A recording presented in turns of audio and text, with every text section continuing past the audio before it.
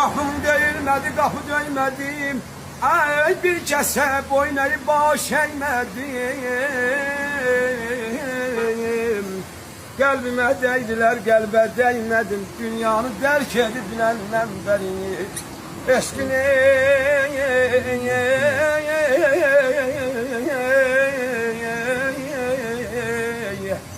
eşqin badəsindən heç kimsə doymuyor.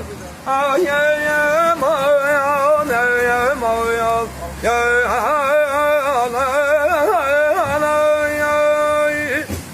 Arif olanın sevgili cananı vətəndir. Arif olanın sevgili cananı vətəndir.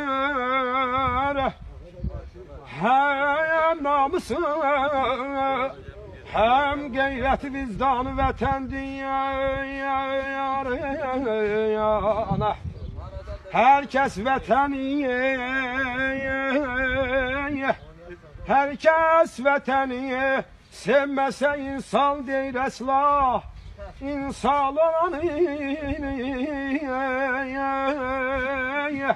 insan olanı cismi de hem canı vətəndir.